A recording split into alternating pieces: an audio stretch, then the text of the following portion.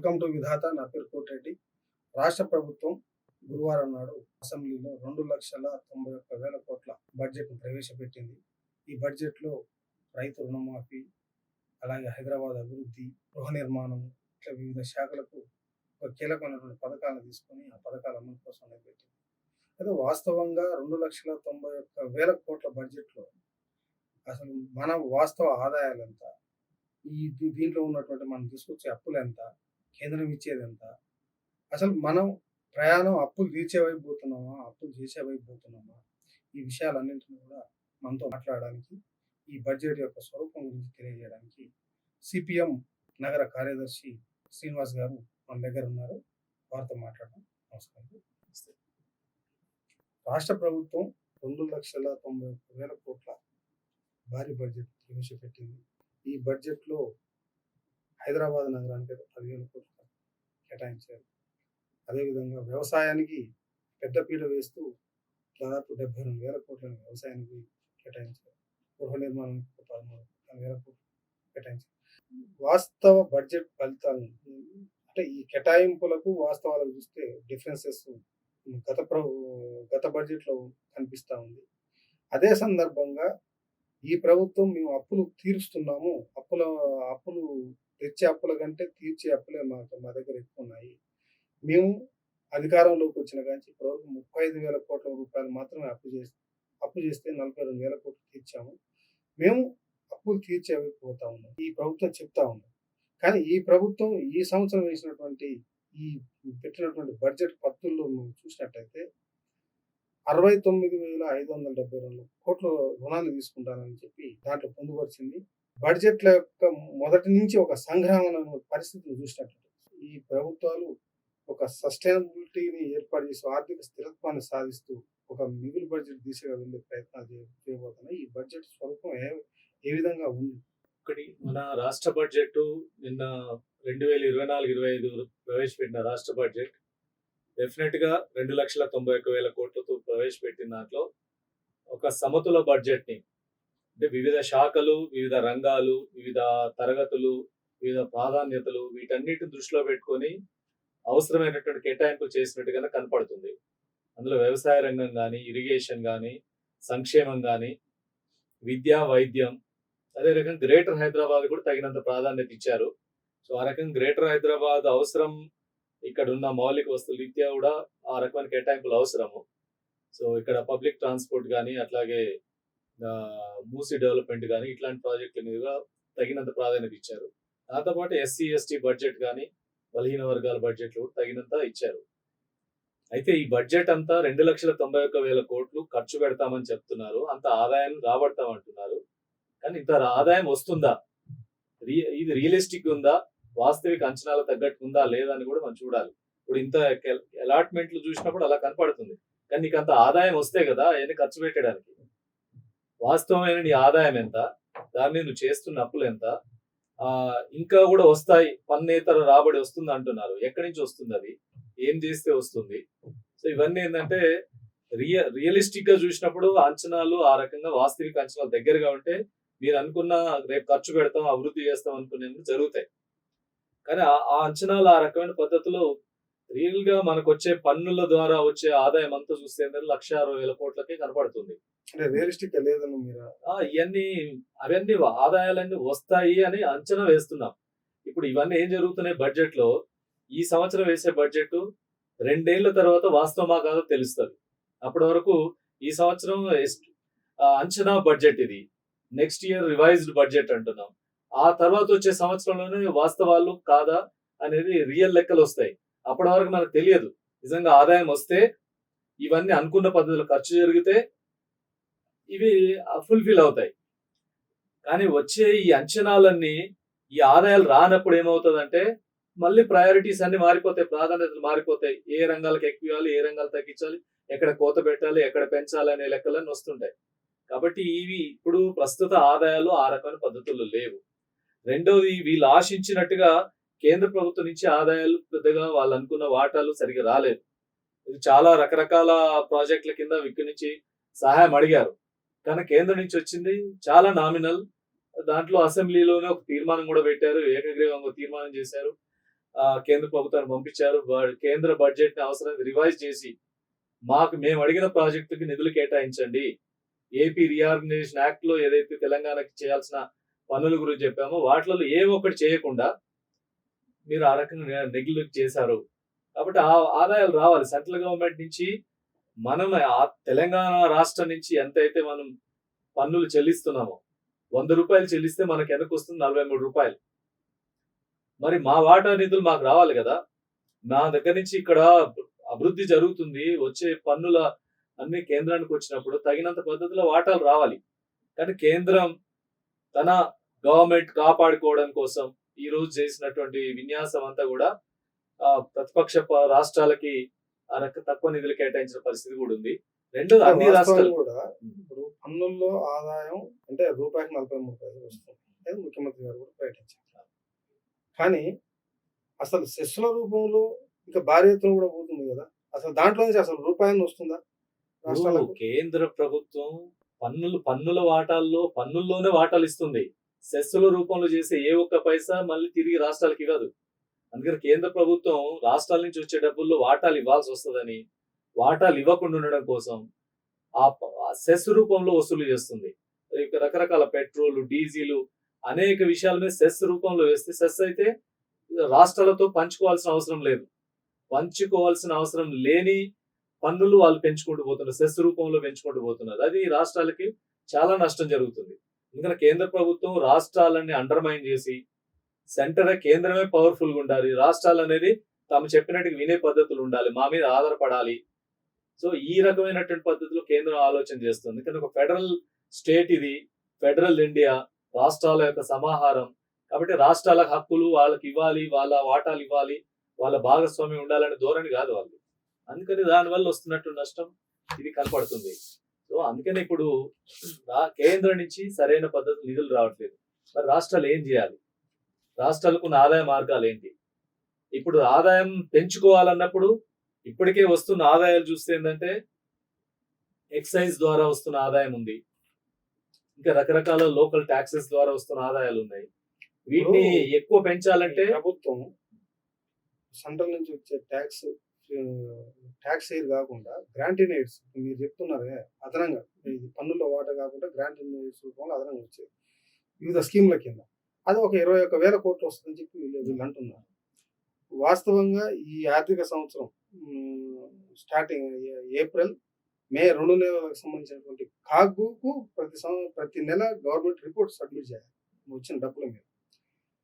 Grant in aid నిల్లుంది, వీళ్ళు 21 కోట్లు ఇప్పుడు చూపిస్తున్నారు పొద్దున.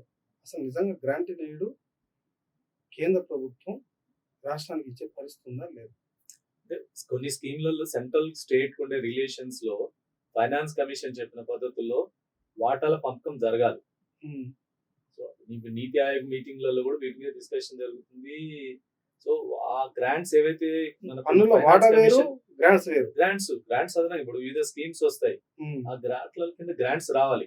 ఇప్పుడు వీలైనంతగా ఏంటంటే ఇచ్చే వాటిలో అన్నిట్లలో కూడా వివిధ స్కీమ్లలో ఇచ్చేదాంట్లో కూడా సెంట్రల్ గవర్నమెంట్ ఏంటంటే మేము కొన్ని కండిషన్స్, మీకు షేరింగ్ వాటా ఇవ్వాలి, మేము ఇచ్చిన ప్రిస్క్రిప్షన్ మీరు అమలు చేయాలి, మేము చెప్పిన టర్మ్స్ అండ్ కండిషన్స్ అమలు చేయాలి. సో ఇవన్నీ చేస్తేనే మేము ఇస్తామనే పద్ధతిలో కూడా వాటి అమలు తీరు ఉంటుంది. సో దాని కారణంగా నష్టపోతున్నట్టు పరిస్థితి కూడా ఉంది. అంటే ఓవరాల్ ఏంటంటే రాష్ట్ర ప్రభుత్వాలకి వీలైనంతగా వాటా తగ్గించే ఆలోచన, గ్రాంట్స్ కానీ, తీసుకునే లోన్స్ విషయం కానీ, లేదా పన్నుల వాటాలు కానీ, ఈ అన్ని విషయాలలో సెంట్రల్ రోజు రోజుకి రాష్ట్రాలకున్న హక్కుల్ని హరిస్తూ వాళ్ళ చేతిలో తీసుకుంటున్నారు. ఇది క్లియర్ ఫ్యాక్ట్. కేంద్రం రాష్ట్ర ప్రభుత్వాలని తమ చెప్పు చేతుల్లో పెట్టుకోవడం కోసం, అంటే తమ బానిసలుగా మార్చుకునే ప్రయత్నం అనేది చేస్తుంది. 100% కేంద్రం ఇప్పుడు చేస్తుందే.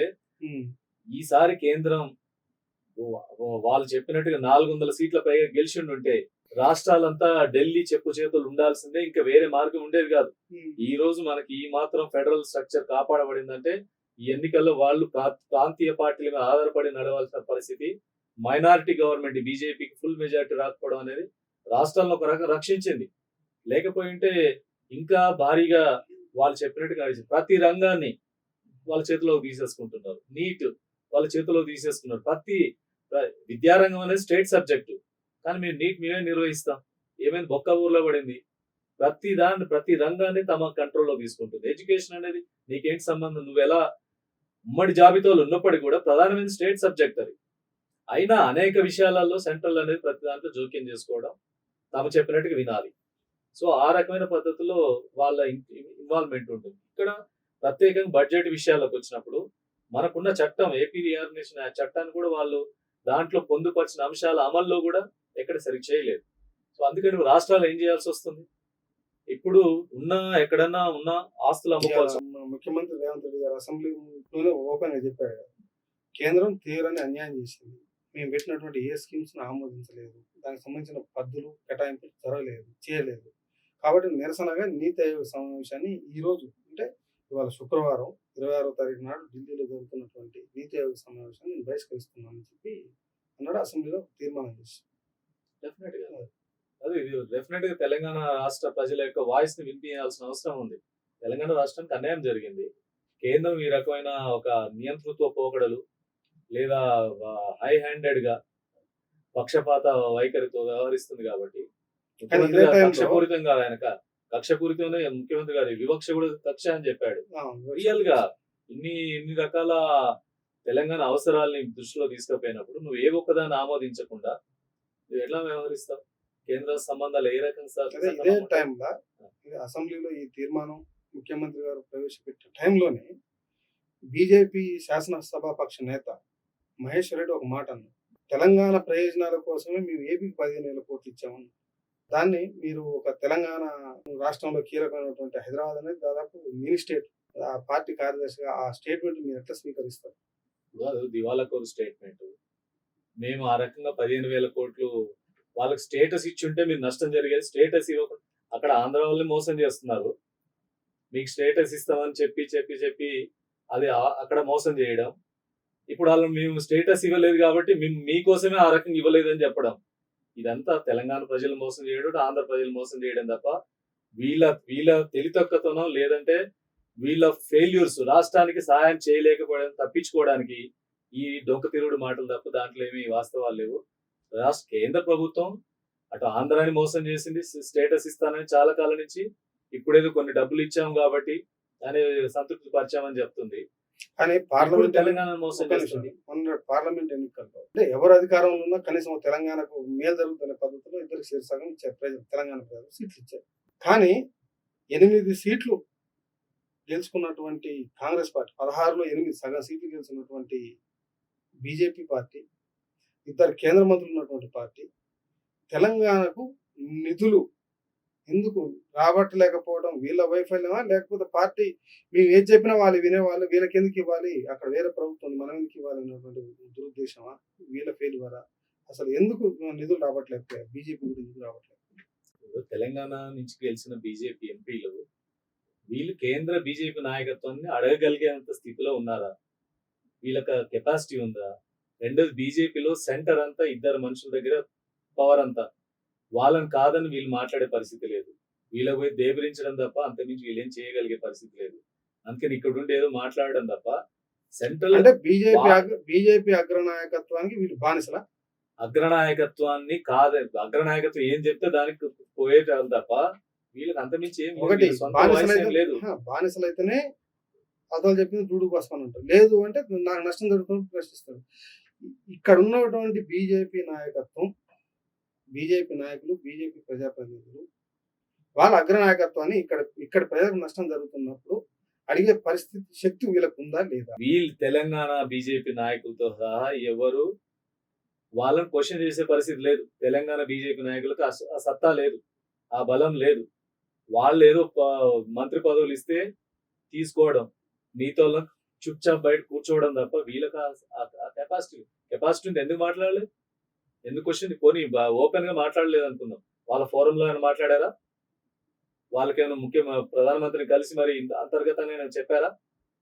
ఆ విషయాలు తెలుస్తాయి. మీరు మా తెలంగాణకి రాష్ట్రానికి కొన్ని ప్రాజెక్టులు కావాలి ఈ రకమైన లేదు.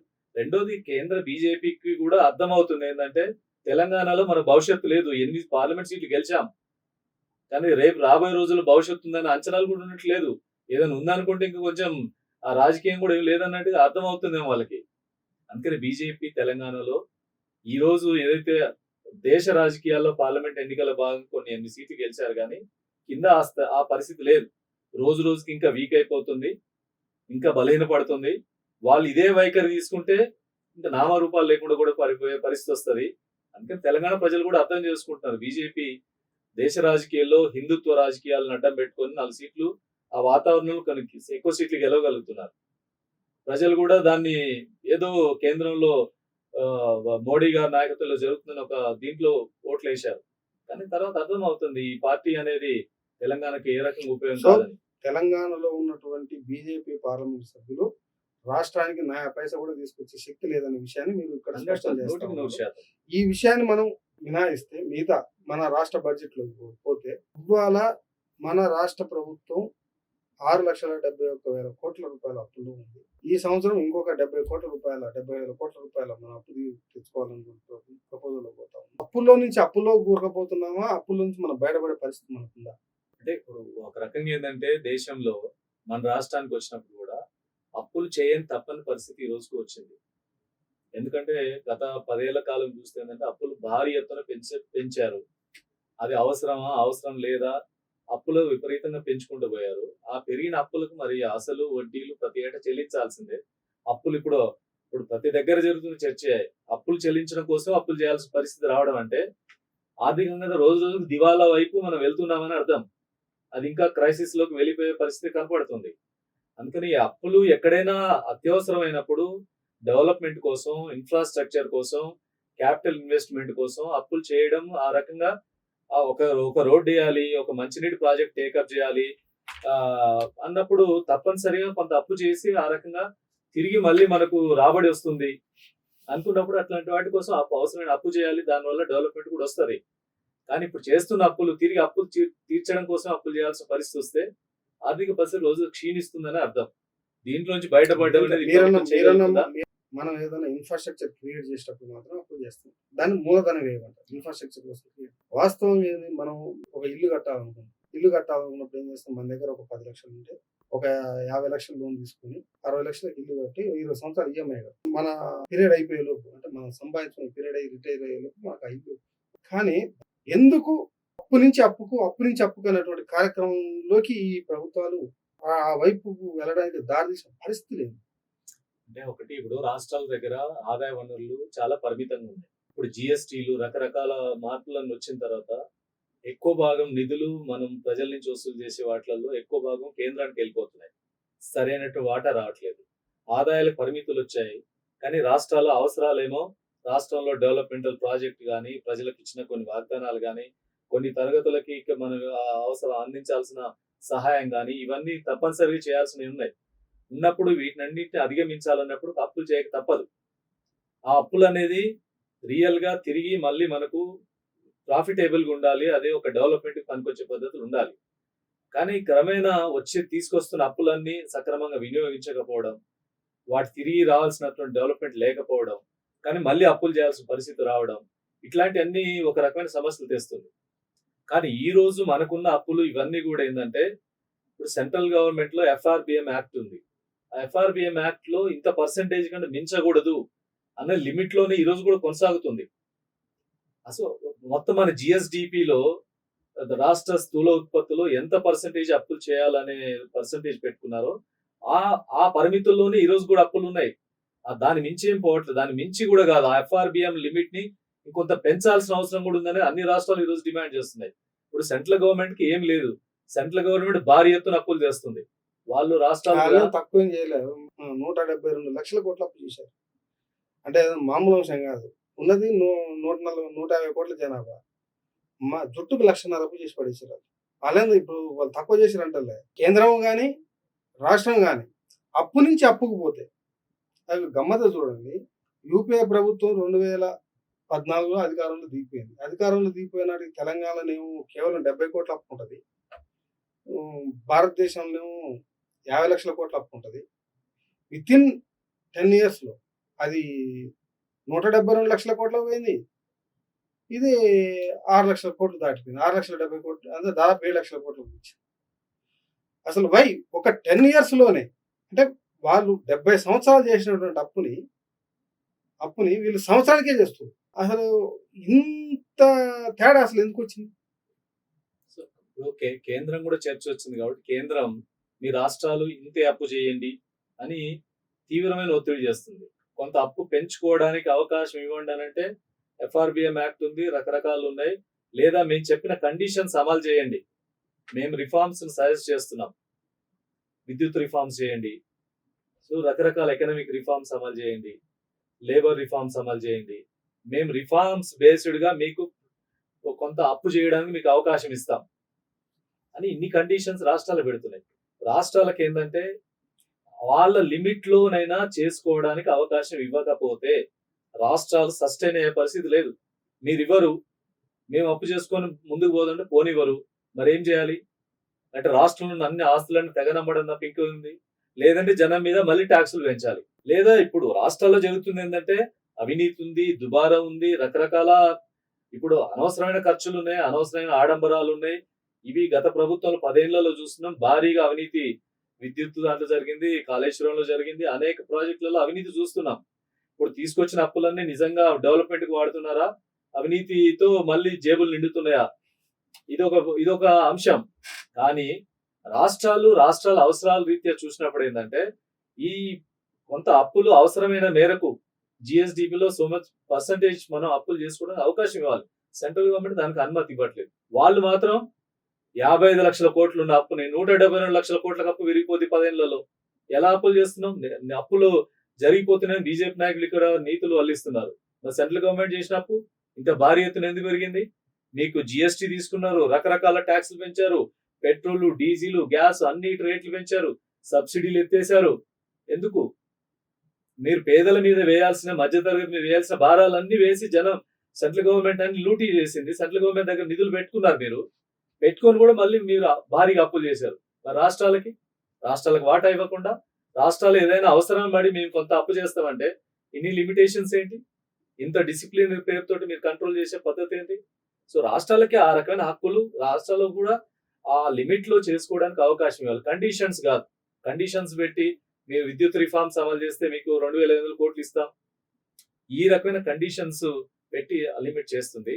అందుకని అప్పులు అనేది అవసరాల మేరకు చేయాలి, దాన్ని సక్రమంగా వినియోగించాలి, తిరిగి రాబడి వచ్చే రంగాల మీద పెట్టాలి, తిరిగి ఆ రకమైన ఒక క్యాపిటల్ ఇన్వెస్ట్మెంట్ రీత్యా జరగాలి. అవినీతి, అక్రమం లేదా అవన్నీ కూడా జేబులు నింపుకునే కార్యక్రమంగా మారితే అట్లాంటి అప్పులు రాష్ట్రం మీద చాలా భారంగా మారుతుంది. 172 లక్షల కోట్ల అప్పు నిజంగా నిర్మాణం ఇది మూలధన వ్యయానికి వాడిగా. ఇప్పుడు కేంద్ర ప్రభుత్వం చేసే దాంట్లో కేంద్ర ప్రభుత్వం ఎందుకంటే కేంద్ర ప్రభుత్వానికి ఏ విధమైనటువంటి రాష్ట్ర ప్రజల బాధ్యత లేదు. మరి భారత ప్రభుత్వానికి లక్షల కోట్ల అప్పు చేయాల్సిన పరిస్థితి. అంటే ఇప్పుడు సెంట్రల్ గవర్నమెంట్ సెంట్రల్ సబ్జెక్ట్స్ ఉన్నాయి, కేంద్రం నిర్వహించాల్సిన బాధ్యతలు ఉన్నాయి, రాష్ట్రానికి ఉండేవి ఉన్నాయి, ఉమ్మడి బాధ్యతలు ఉన్నాయి. సో ఎవరి పాత్రలు వాళ్ళు పోషించాలి. అక్కడ వాళ్ళకి రైల్వేస్, డిఫెన్స్, ఫారిన్ అఫైర్స్ కొన్ని సబ్జెక్టులు వాళ్ళ వ్యవహారాలు వాళ్ళకు ఉంటాయి. సెంట్రల్ చేయాలి. ఎందుకంటే కేంద్రం రాష్ట్రం రెండు బలంగా ఉండాలి. కేంద్రం బలంగా ఉండాలి, రాష్ట్రాలు కూడా బలంగా ఉండాలి. కానీ కేంద్రం దగ్గర ఇంత భారీగా అప్పులు చేయడానికి కేంద్రం దగ్గర వచ్చే ఆదాయ వనరులు ఎక్కువ ఉన్నాయి, దాంతో అప్పులు చేస్తున్నారు. కానీ మరి రెండోది ఏమైనా ప్రజలకు రిలీఫ్ ఏమైనా వస్తుందా అంటే ప్రజల మీద భారం కూడా పెరుగుతూనే ఉంది. ప్రతి ఏటా అనేక రకాల ఇప్పుడు ధరలు పెరుగుతుంటాయి, పెట్రోల్ డీజిల్ పెరుగుతుంది, గ్యాస్ పెరుగుతుంది, అనేక రకాల రేట్లు పెరుగుతూనే ఉన్నాయి. కానీ ఏం జరుగుతుందంటే కేంద్రం తను కార్పొరేట్లకి, సంపన్నులకి పన్నుల రాయితీల పేరుతో లక్షల కోట్ల రూపాయల పన్నుల రాయితీలు ఇస్తున్నారు. గత 10 ఏళ్ల కాలంలో 16 లక్షల కోట్ల రూపాయల పన్ను రాయితీలు కార్పొరేట్లకు ఇచ్చారు. వాస్తవంగా జరగాల్సింది ఏంటంటే సెంట్రల్ గవర్నమెంట్ కి ఆదాయం పెరగాలన్నప్పుడు పేదలు, సామాన్య మధ్య తరగతికి మీద భారం తగ్గించి వెల్త్, సంపద ఎక్కడ బాగుందో సంపద మీద పన్ను వేయాలి, వెల్త్ ట్యాక్స్ జరగాలి. బాగా సంపద ఎక్కడ ఇన్కమ్ పెరుగుతుందో దాని మీద పన్ను వేయాలి, కార్పొరేట్ ట్యాక్స్ వేయాలి. వీటినేమో తగ్గించుకుంటూ వాళ్ళకేమో రాయితీలు ఇస్తూ సామాన్యుడి మీద మాత్రం భారాలు వేస్తారు. అంటే ప్రభుత్వం నడిచే తీరు మీరు ఎవరి పక్షాన ఉన్నారు? ఇది ఒక అదాని అంబానీ సర్కార్ అని ఏదైతే ఇప్పుడు ప్రతిపక్ష నేత చెప్తున్నాడో అదే జరుగుతుంది. అదాని అంబానీ కాదు, మొత్తం కార్పొరేట్లకి వాళ్ళ పన్నులు ఎగవేస్తే వాటిని రిలీఫ్ వాళ్ళకు ఎన్పిఎస్ ఓకే వదిలేస్తున్నారు. ఇన్ని లక్షల కోట్లు ఆ రకంగా పోతున్నాయి. ఇక దాంతో పాటు అవినీతి కుంభకోణాలు, కేంద్రంలో అనేక అవినీతి కుంభకోణాలు. ఒక ఎలక్షన్ బాండ్ తీసుకుంటేనే కొన్ని వేల కోట్ల రూపాయలు ఈ అక్రమ సంపాదన దాంట్లోకి ఎట్లా జమ అయిందో మనకు అర్థమైంది. మరొక దాంట్లో PM cares, prime minister cares అని ఒక ప్రాజెక్ట్ మొదలు పెట్టాడు. దాని కింద కొన్ని వేల కోట్ల రూపాయలు ఇప్పుడు నిధులు సమకూరినాయి. వాటిని అసలు పబ్లిక్ సంబంధం లేనట్టుగా వాటిని వివరాలు ఏంటో కూడా ఇది కూడా చెప్పని పరిస్థితి. ప్రభుత్వ రంగ సంస్థలన్నీ డొనేట్ చేసినాయి, అనేక మంది ప్రజలు డొనేట్ చేశారు. ఇన్ని వేల కోట్ల రూపాయలు పిఎం కేర్స్ లో ఉంటే దాన్ని దేనికోసం ఖర్చు పెట్టారు, దాన్ని వివరాలు చెప్పమంటే పార్లమెంట్ కి సమాధానం చెప్పరు, ఆర్టీఐ కింద అడిగితే సమాధానం చెప్పరు.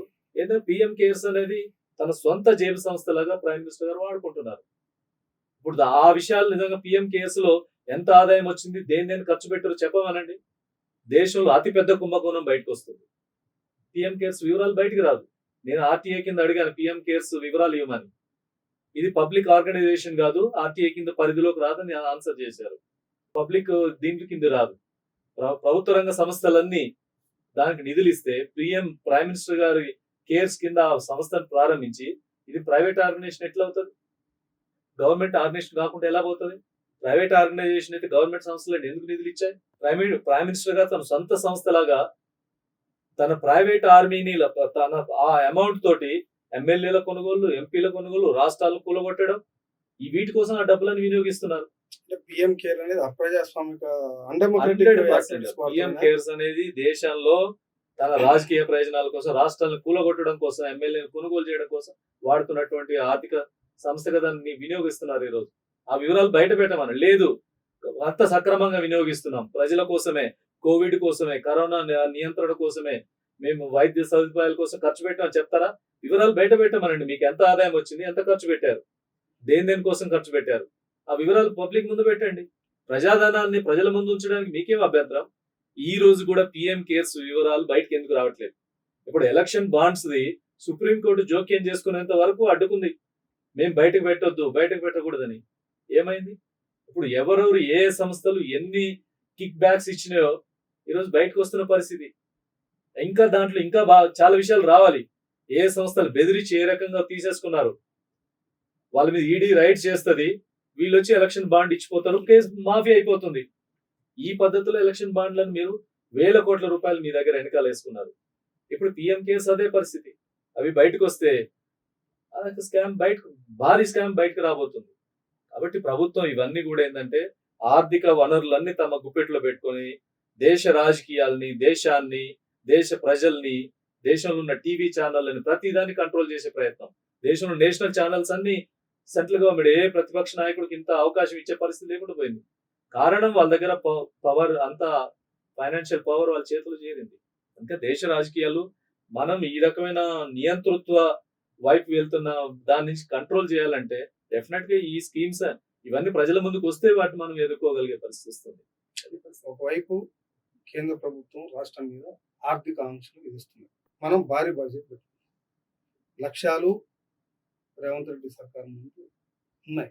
ఎందుకంటే ఇవాళ రుణమాఫీ కీలకమైనది, రైతు భరోసా ఉంది, ఈ గృహ నిర్మాణం ఉన్నది, ఈ మహిళలకు సంబంధించిన పెన్షన్లు ఉన్నాయి, వ్యవసాయ కూలీలకు ఆర్థిక భరోసా ఉన్నది. ఇవన్నీ కూడా దాదాపు ఒక 78,000 కోట్ల రూపాయల స్కీమ్స్, ఈ వెల్ఫేర్ స్కీమ్స్. ఈ కష్టాల కడలిలో ఈ సంక్షేమాల అమలు అనేది ఏ మేరకు ఈ ప్రభుత్వం అంటే తన ఎన్నికల వాగ్దానాన్ని రీచ్ అవుతుందా లేదా? అంటే ఈ మొదటి ఏడాది వాళ్ళ బడ్జెట్ ఒక సరైన డైరెక్షన్ లోనే ఉన్నప్పటికీ కూడా అవి ఫుల్ఫిల్ అవుతాయని ఈ ఏడాదిలోనే వాళ్ళు ఇచ్చిన వాగ్దానాలను అమలు చేయగలిగే పరిస్థితి ఏం కనపడట్లేదు.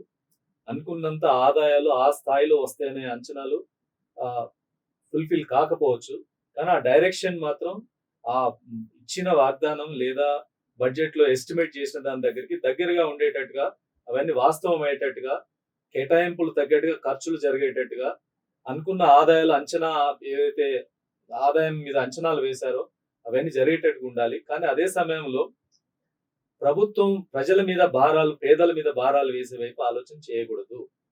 సామాన్యుడి మీద భారం లేకుండా ఈ ఆదాయం పెంపే కార్యక్రమం జరగాలి.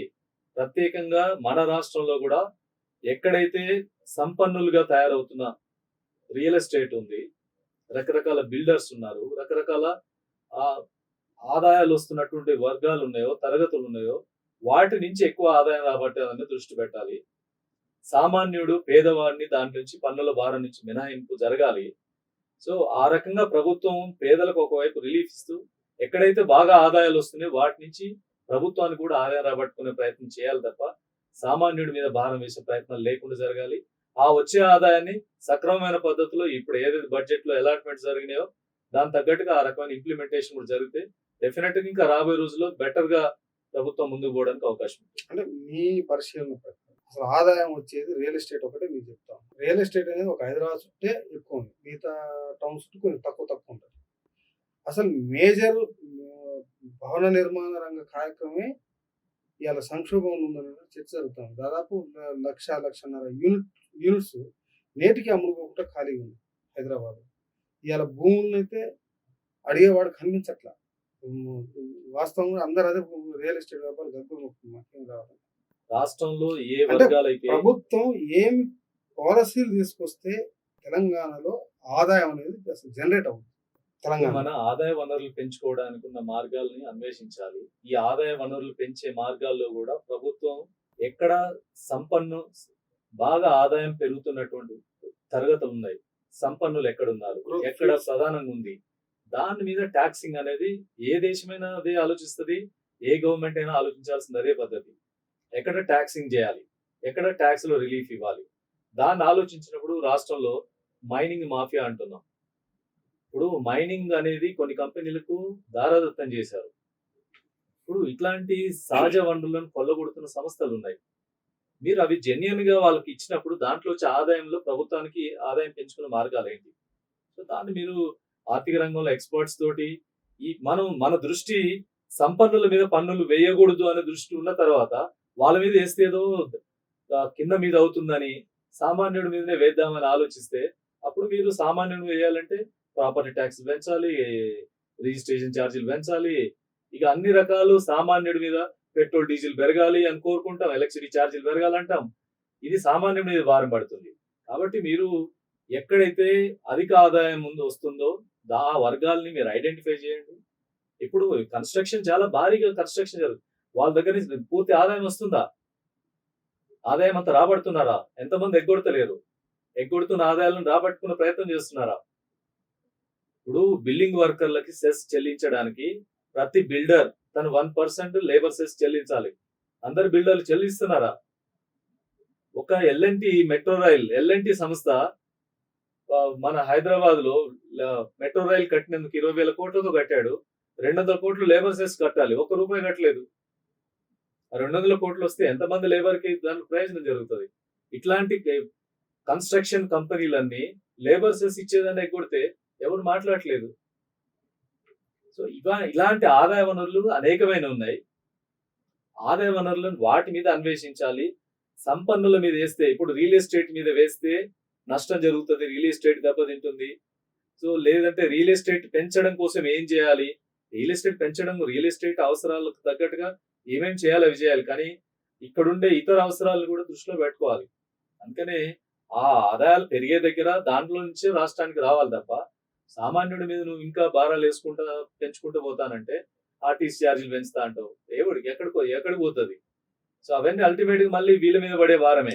ఆర్టీసీ ఛార్జీలు పెంచే పరిస్థితి ఉచిత బస్ సర్వీస్ వచ్చాయి కానీ అందుకనే అది ఏం జరుగుతుందో చెప్పలేము. ఇప్పుడు ఉచిత బస్సు ఒక రేంజ్, ఉచిత బస్సు వచ్చేసింది. ఈ ఛార్జీలు ప్రజల మీద పెంచడం అనే దానికంటే కూడా మిగతా ప్రభుత్వం ఏ వనరులు పెంచుతుంది? ఇప్పుడు ఏంది ఎక్కువ వస్తుంది, ఎక్సైజ్ మీద వస్తున్న ఆదాయం ఉంది. ఎక్సైజ్ మీద ఆదాయాన్ని ఒక లిమిట్ వరకే చేయగలుగుతాం. ఎక్సైజ్ మీద ఇంకా భారీ ఆదాయం ఎక్స్పెక్ట్ చేస్తే ఏమవుతుంది? సో అన్ని కుటుంబాలు అల్లకల్లోలం అయిపోతాయి. ఇవన్నీ బ్యాలెన్స్ రాష్ట్ర ప్రభుత్వాలు తీసుకోవాల్సిందే. అందుకనే మనకొచ్చే రాష్ట్రంలో ఉన్న ఆదాయ వనరులు పెంచుకోవాలన్నప్పుడు ఒకటి కేంద్రం నుంచి రావాల్సిన వాటాల కోసం కొట్లాడాలి, సరైన వాటాల కోసం కొట్లాడాలి. రాష్ట్రంలో ఉన్న ఆదాయాల్లో ఇంకా ఎక్కడెక్కడ అవకాశం ఉందో చూసుకొని పెంచుకునే ప్రయత్నం డెఫినెట్ గా జరగాలి. సో ఆ రకమైన పద్ధతిలో మనం ఫైట్ నడవాల్సినటువంటి అవసరం. ఇప్పుడు కేంద్రానికి వ్యతిరేకంగా ముఖ్యమంత్రి రేవంత్ రెడ్డి గారు పోరాటం స్టార్ట్ చేశారు. దానికి మీ పార్టీ మద్దతు తెలుపుతుందా? 100% కేంద్రం మీద పోరాడమని చెప్తున్నాం. కేసీఆర్ కూడా అదే మాట చెప్పినాం. కేసీఆర్ ని కేంద్ర ప్రభుత్వం ఆయన 90% కేంద్రం చేసిన ప్రతి నిర్ణయాన్ని అమలు చేసుకుంటూ పోయాడు. చివరి దశలో తన సీట్కి ఎసరు వస్తుంది అనే ప్రమాదాన్ని వచ్చిన తర్వాత మాత్రమే ఆయన కేంద్రం మీద మాట్లాడడం మొదలుపెట్టాడు. కానీ ఇప్పుడు ఈ రోజు కూడా కేసీఆర్ చెప్తున్నా, ఈ రోజు కూడా మీరు బీజేపీ మీద పోరాడడానికి సిద్ధంగా ఉన్నారా? బీజేపీ మీద పోరాడతారా? ఎటు తేల్చుకోలేని పరిస్థితుల్లో అటు ఇటు కాకుండా మాట్లాడుతున్న పరిస్థితి. ఒక మాట కేంద్రాన్ని అన్నట్టు అంటుంటాడు, కానీ నమ్మశక్యంగా ఉన్నటువంటి పరిస్థితి లేదు. అందుకని కేసీఆర్ ముఖ్యమంత్రి రేవంత్ రెడ్డి గారు ఈ బీజేపీ మీద పోరాడతాం, ఫైట్ చేస్తాం, కేంద్రం నుంచి మన రాష్ట్ర హక్కుల కోసం డెఫినెట్ గా పోరాటం సాగించాలి, లేకుండా నిలబడడం కష్టం. ఇప్పుడు అనేక రాష్ట్రాలు నీటిని మేము వ్యతిరేకిస్తూ కొన్ని తీర్మానాలు చేసాయి, లేదా రాష్ట్ర హక్కుల గురించి తీర్మానాలు చేస్తున్నాయి. మీరు అట్లా కేంద్రం ఇప్పుడు అసెంబ్లీలో చేసిన తీర్మానం కూడా రైట్ డైరెక్షన్ లోనే చేశారు రాష్ట్ర వాటా కోసం. అట్లాంటి పోరాటం జరిగితే ఖచ్చితంగా సిపిఎం పార్టీ కాంగ్రెస్ పూర్తి స్థాయిలో మద్దతు ఇస్తారు. Thank you sir.